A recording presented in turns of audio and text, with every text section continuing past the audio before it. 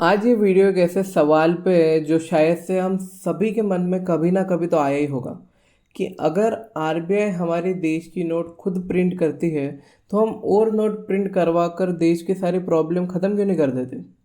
पर trust me, इस problem का सल्यूशन इतना सिंपल नहीं है। पर इसे सिंपल तरीके से समझाना ही इस वीडियो का मोटिव है। अगर हमें इस सवाल के जवाब को अच्छे से समझना है तो हमें एक और कंसेप्ट को अच्छे से समझना होगा जो है inflation. Inflation is rising. Inflation यानी कि जब आपके द्वारा कोई खरीदे जाने वाली चीज़ की कीमत वक्त के साथ बढ़ती है, जैसे कि खाना या ट्रांसपोर्ट, लेकिन आपके पास उतने ही पैसे होते हैं जितने पहले थे। अब आप वो चीज़ को उस कीमत पे नहीं खरीद सकते जिस कीमत पे आप पहले खरीद रहे थे। आपने अपने नाना जी या दादाजी को कहते हुए सुना होगा कि 1 रुपए में उनके समय पे हाथ भर के जलेबी आती थी। अब आप कैलकुलेट कर लीजिए कि 1 रुपए में इस समय में आपको कितनी आएगी, शायद से एक भी नहीं। तो इसे आप इन्फ्लेशन कह सकते हो।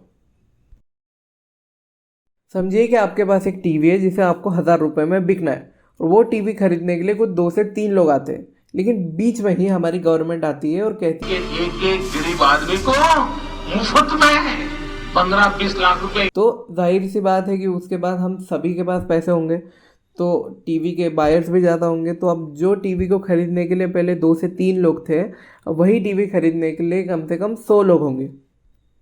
तो इस केस में आपने क्या किया, आपने डिमांड देखकर उस टीवी की प्राइस 1500 कर दी, जिसके बावजूद 50 लोग उस टीवी को लेने के लिए रेडी है। तो आपने क्या किया, आपने यही प्रोसेस उस स्टेज तक कंटिन्यू करी जब आपके पास एक बायर रेडी ना हो जो आपकी डिज़ायर्ड प्राइस में टीवी खरीदे। तो आपने उस टीवी को जिसकी प्राइस 1000 थी, आपने उसे 5000 में बिका। इस चीज़ से एक चीज़ तो क्लियर समझ में आती है कि आपके पास कितनी भी आप N number of notes print करो, लेकिन उससे होगा कुछ नहीं, सिर्फ टीवी की प्राइस बढ़ेगी। द नंबर ऑफ टीवीज नहीं बढ़ने वाले। आप अनलिमिटेड मनी प्रिंट करो, बट आप वेल्थ किसी को प्रिंट करके नहीं दे सकते। इस थियोरी को प्रैक्टिकली अप्लाई करने का आइडिया आया जिम्बाब्वे को। ब्रिटिश से फ्रीडम मिलने के बाद साल 2000 के अराउंड प्रेसिडेंट रॉबर्ट मुगाबे को लगा कि क्यों ना लोगों के एम्प्लॉयमेंट और गरीबी मिटाने के लिए उन्हें और नोट्स प्रिंट करके दिए जाए, जैसे कि 1 मिलियन की नोट, 100 बिलियन की नोट और ट्रिलियन की नोट्स। तो क्या इसके बाद वो दुनिया के सबसे अमीर देश बन गए? बिल्कुल नहीं।